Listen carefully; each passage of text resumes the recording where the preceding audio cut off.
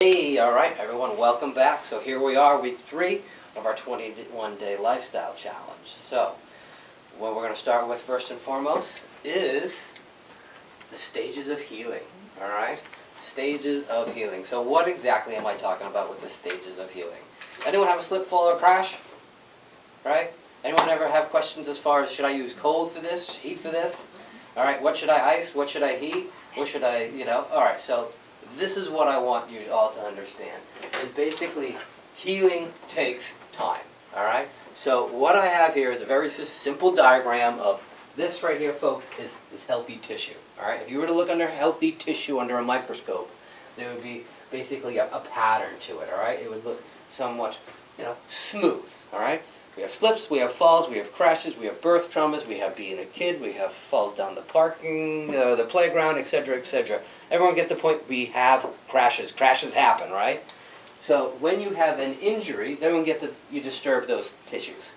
Okay?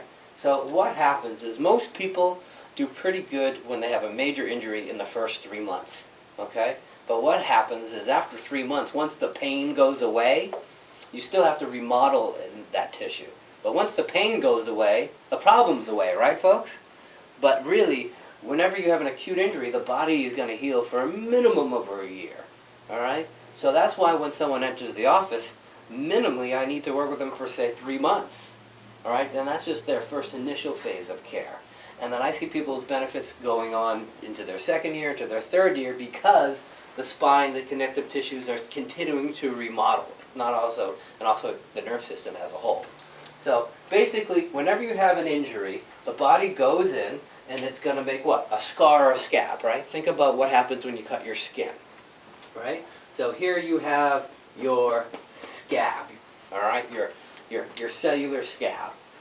Beth, if I had a scab on my elbow, would it look like the surrounding area? No, it wouldn't move like that at all, right? And what happens to my scab over time? It heals. And becomes Smaller and becomes a scar, right? But does that tissue move like the surrounding tissue? I mean, it's good I don't have a hole in my elbow anymore, but everyone gets that tissue is somewhat different, right? So what you need to understand is, hey, at 3 months after an injury, you've just got your scab, all right? And really, from 90 days-ish to about a year, that connective tissue is going to remodel. Ultimately, what you want is at the end of a year, for the connective tissue, if you were to look under it under a microscope, to be more like this. Okay? In other words, see that patch, how it's different? In other words, you ever hear of collagen? Right? There's different types of collagen, type 1, type 2. In other words, at some point over a period of time, the body makes this transition to more healthy scar tissue. Does that make sense? So what I need you to understand is, hey, this takes time. You've got to give your body the main ingredient, which is consistency, time. Now, whenever we have injuries, I always ask people typically ask me, what do I put on that? Hot or cold? And here are some general guidelines, all right? So, you can never go wrong with cold. I mean, it can be uncomfortable, right? But when in question, use cold, all right? Now, joints typically respond better to cold. Muscles typically respond better to heat. How do you know the difference, right? So a muscle will affect the entire muscle. So sometimes, hey doc, is this muscular or is this my spine? In other words, when it's muscular, it affects the entire muscle belly. All right?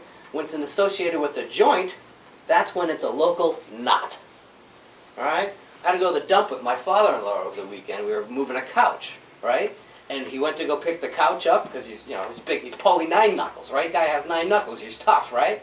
So he goes to pick up the couch, and he's like, "Arr!" And then all of a sudden, his right arm just goes, "Blah!" Just gives out, all right? And I'm looking, I'm like, Paulie 9 knuckles, come on, what? We're going to start calling you Paulie 10 knuckles now, right? In other words, he's like, it just gave out. In other words, there's neurology, protective neurology around the joint, that if it's injured, it's going to shut you down.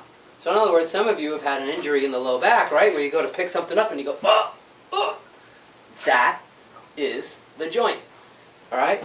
You ever hear the expression, meathead? In other words, muscles are, well, they're not stupid, but joints are a lot smarter. They have neurology in them that's going to regulate the health of the joint. From a pain perspective, hot and cold do the same thing. You're going to have a preference as far as whether you like hot or cold, but from a neurology standpoint, when you use hot or cold, all right, it's basically this is what's called the gate theory, all right? So here I have an ouch, all right? And from my ouch standpoint, I have a pain nerve that looks like a little Yugo, you know what I mean? And then you have another nerve that detects hot, cold, and movement, all right? And that's like a Ferrari of nerve fibers, all right? And basically, what happens is when you stub your toe or your finger, okay, or your SI joint, all right, the alpha motor neuron, temperature, tickle, movement, beats the pain nerve to the spinal cord and kind of turns the volume down on pain. So no one ever told you that, right? But the first time you stubbed your finger, what'd you do? Ah, you shaked it. Alpha motor neuron detecting movement. Ah, you rubbed it. Alpha motor neuron detecting temperature. All right? So do you get that's basically your neurology from a pain perspective? Hot and cold do the same thing. Heat is going to open a blood vessel. What makes it good to go to muscles, right? You got to get the nutrients in, the waste out. A joint that's injured or inflamed, cold will shrink the blood vessel. You want to reduce the amount of swelling or inflammation in a joint that's already injured. Makes sense, right? Yeah. But isn't it neat how your body has these entrenched neurology that helps you deal with pain? Remember, it's not the pain that's the problem, it's the tissue damage. Right? So, moving on. Wipe out stress. Alright, so stress. We all have stress, right? We talked about a couple of weeks ago, hey, I'll give you a Dixie cup, fill it full of stress. I'll give you $100 for the first person that can fill it full of stress.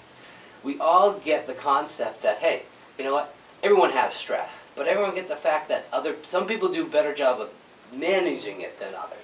Just like, hey, we all have to deal with pain. Some people have a high tolerance to pain, some people have a low tolerance to pain. But the thing you need to understand is the mind and the body are connected, right? So your mind and your body are connected through basically your nerve system. And chiropractically, what chiropractic does with stress, in other words, there's been all sorts of studies that shows that chiropractic can improve with different markers of stress, both physiologically and both from a behavioral standpoint, all right? And it's important because it's the nerve system that allows you to not only identify, but also to adapt to stress, right? So it's important that you keep that nervous system free of interference so your body can adapt the way that it's supposed to. It's all about adaptation, right? All right? So one of the things that we look at, does stress affect us at the very genetic level? Yes. Right? You all know what the double helix is, right? You all know about your DNA, right? Right? So your DNA is in a double helix, and at the end of those, your genes is something called a telomere, all right? Like a genetic cap. And as you go through life, the length of the telomere shortens, all right? And isn't it interesting that people that are under chronic stress have telomere lengths that are very similar to those that are aged? So when you look at someone, can you tell if they're stressed or not? Yeah, a lot of times you can, right? Right? But right down to the very genetic level, stress will change you, right? And we've talked in the past about, hey, if you're going to deal with stress, you know what, it's just, hey, the wind is going to blow, the waves are going to rise, but better batten down your hatches, have some tools for your body to deal with stress. And we've given you some things to do, like take care of the adrenal glands and things of that nature. But from a purely behavioral thing, you guys have a left prefrontal cortex. All right? We're the only thing on the planet that has a left prefrontal cortex. That is what allows us to consciously deal with stress. In other words, Tracy, you get stress that comes your way. But because of your left prefrontal cortex, you can think positively about that stress. Right? So, perfect example. Right? My friends go whitewater rafting in the summer, right? When Crosby was about to be born, I wasn't invited to that trip. So the stress goes, they don't like me anymore. My left prefrontal cortex goes, they know I don't have time to go up to the middle of Maine and go whitewater rafting and jump in a perfectly good raft. In other words, they know that that's just not going to happen. So my left prefrontal cortex goes, hey, your buddies are just looking out for you. They still love you. In other words, you get the idea of, hey, what can be very stressful to some can actually be an opportunity to others, right? And it's the left prefrontal cortex that allows you to do that. So you can actually exercise your left prefrontal cortex. Thank you, Beth. Through the process of visualization. All right? So visualization, get this, folks. They rigged our Olympic athletes into these very sophisticated monitoring or other sensors, right? And they had the athletes visualize their event. All right? And what they found is that their muscles fired in the same exact sequence as if they were actually running the event. Yeah, they've done all different versions of this.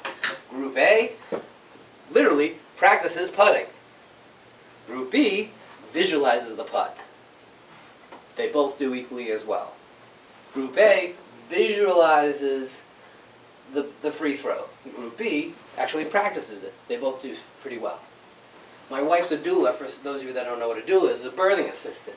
And there's something called, HELP is basically preeclampsia on steroids.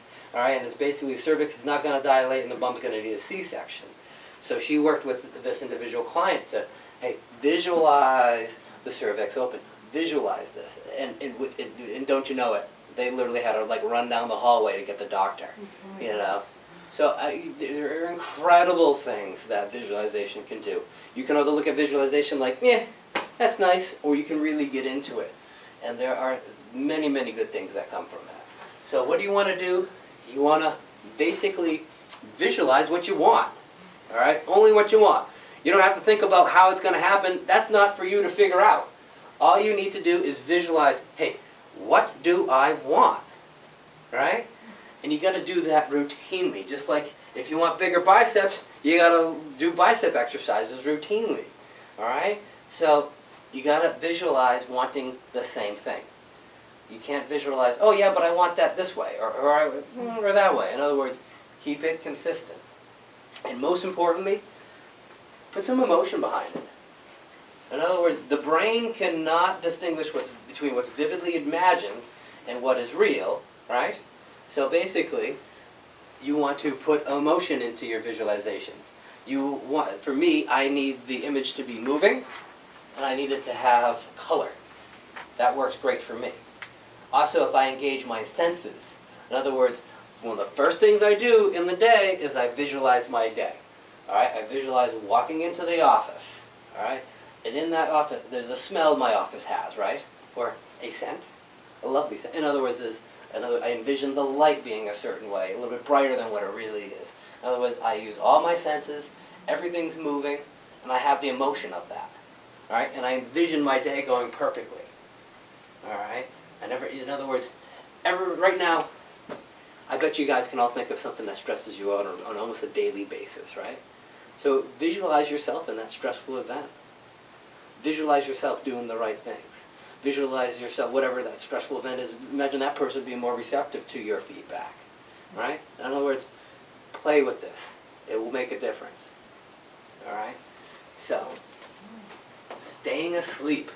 All right, so we talked about how do you get to sleep. Getting to sleep is mostly psychological, but our environment, our schedule, and our routine can all help us find sleep.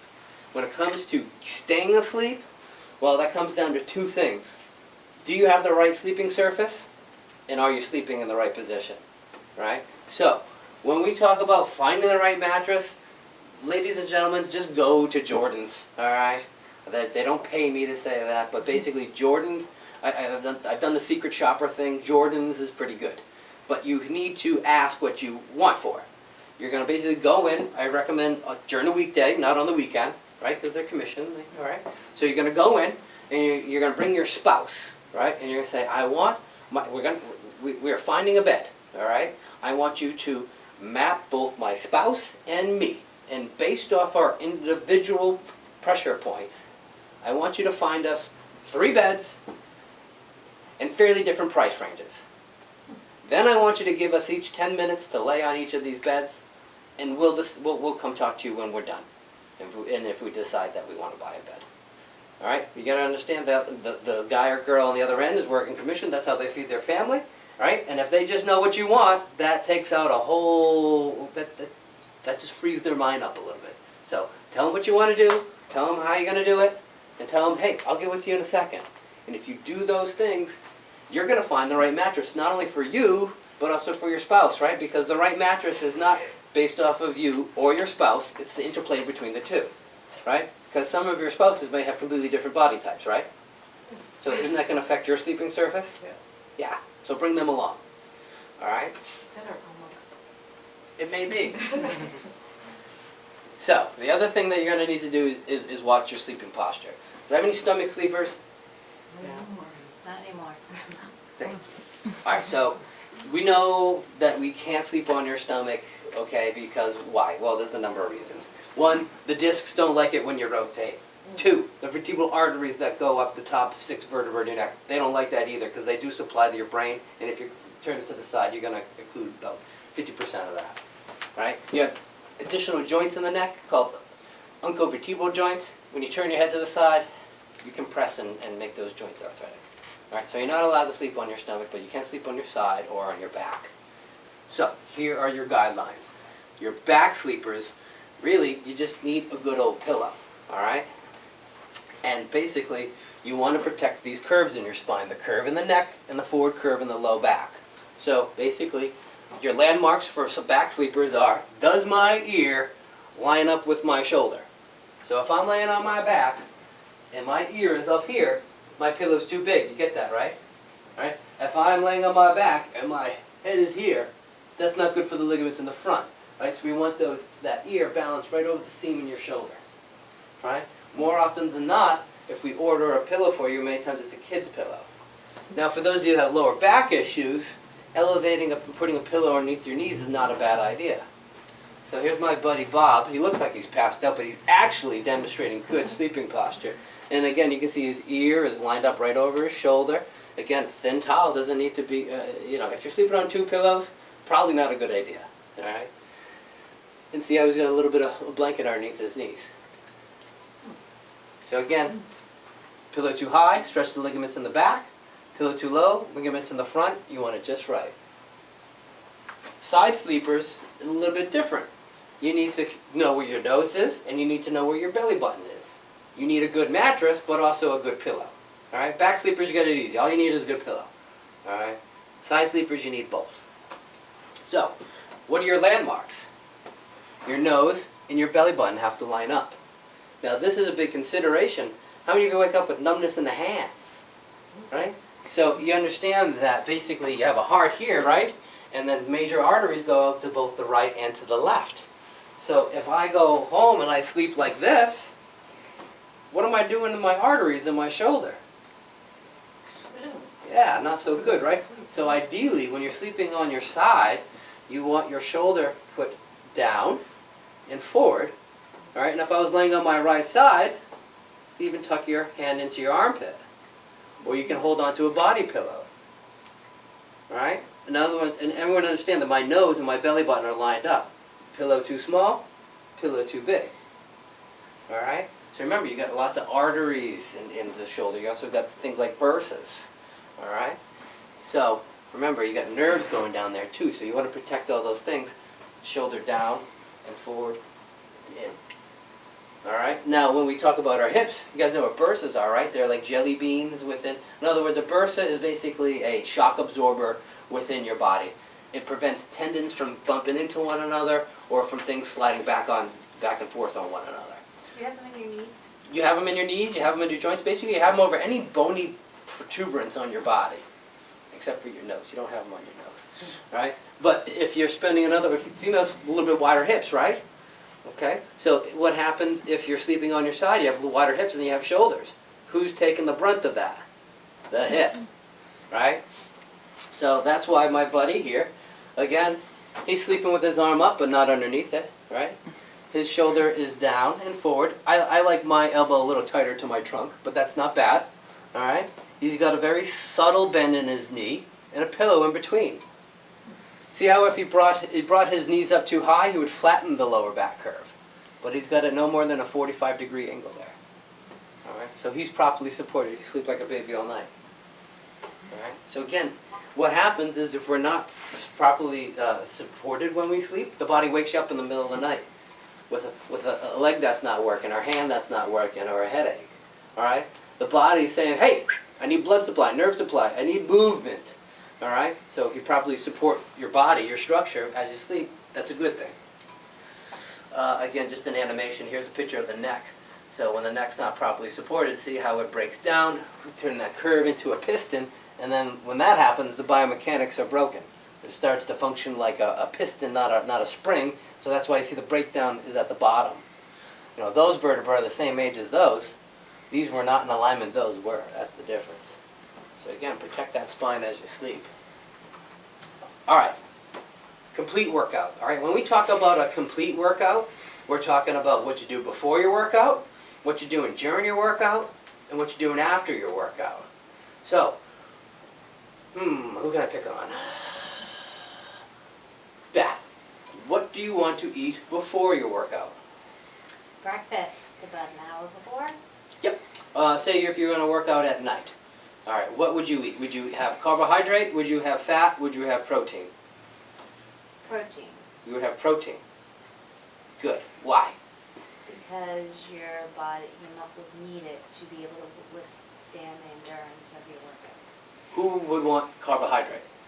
Who would want something sugary or something fruity before their workout? In the morning, maybe. Okay. Oh. So the answer is just as Beth said, it's good to have a little bit of like whey protein right before your workout. An hour is great. Where they've done studies that people that have a little bit of protein before their workout have higher metabolic rates a day after. So the answer is either a little bit of protein, or what about nothing?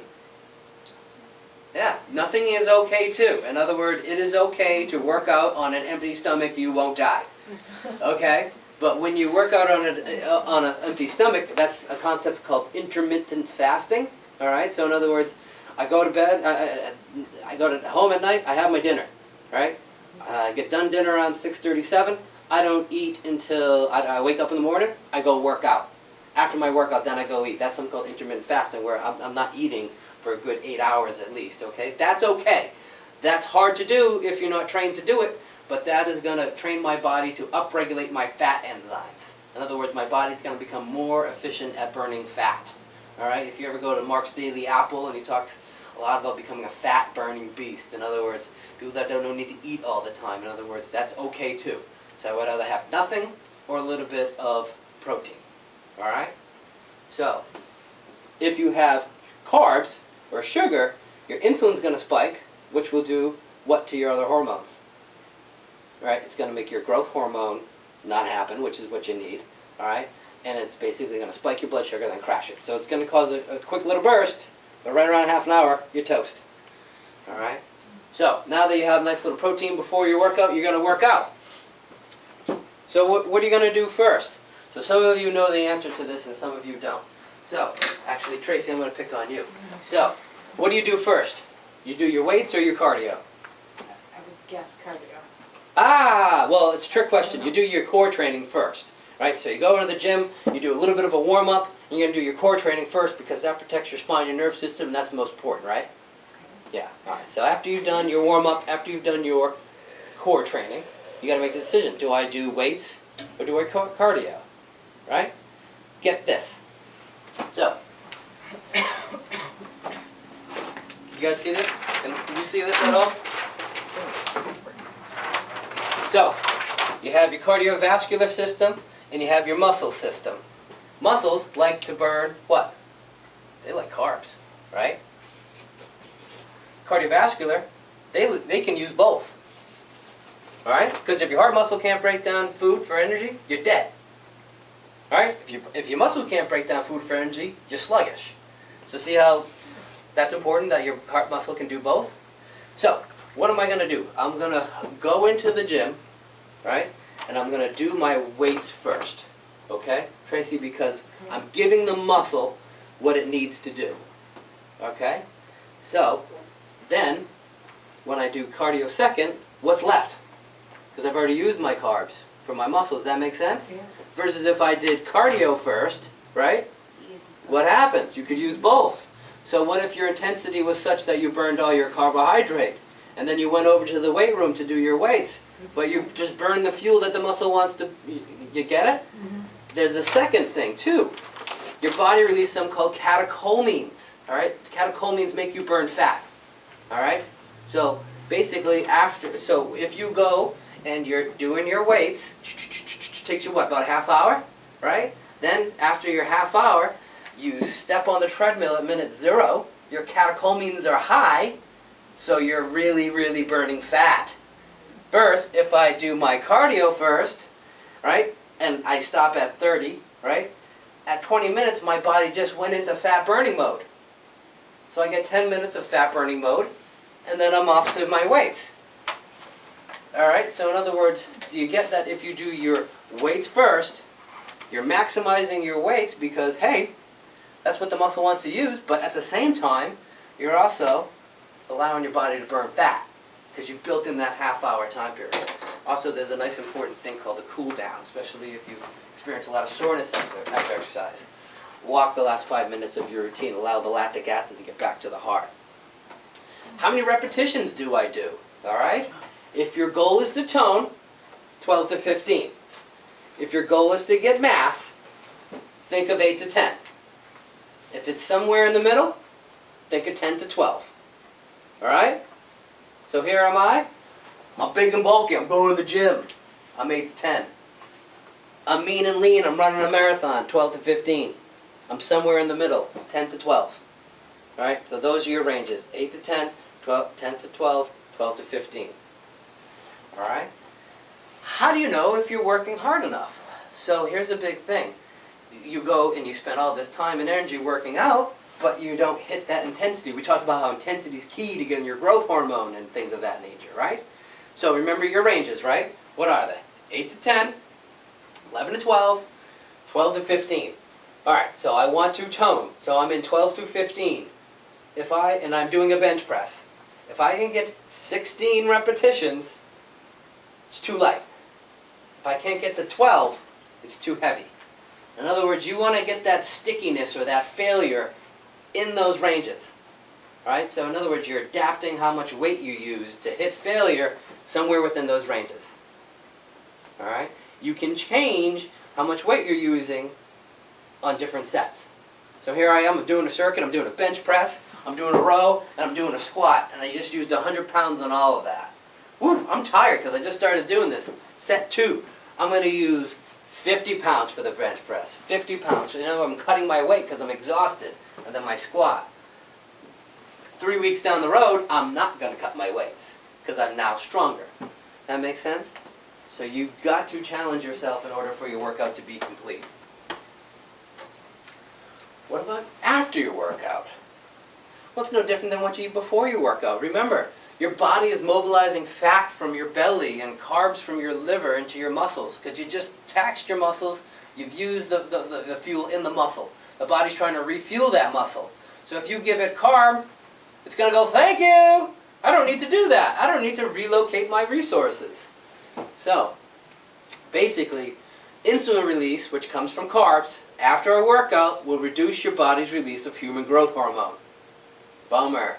Alright, so here it is. I had a great workout. Actually, I got up early. I had a little bit of, hard-boiled egg before my workout. I got into the gym. I warmed up for 5 minutes. I did my core training because, hey, I brush my teeth every day. I should do something for my spine.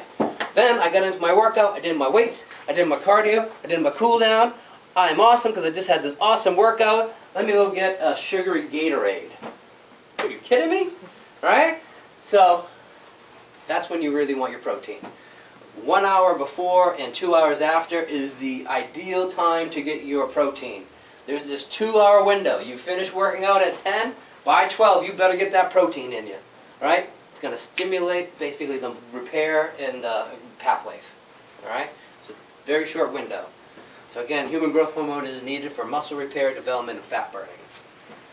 So many of you have seen this subject, this study. Basically 2 groups, both groups got 1,000 extra calories.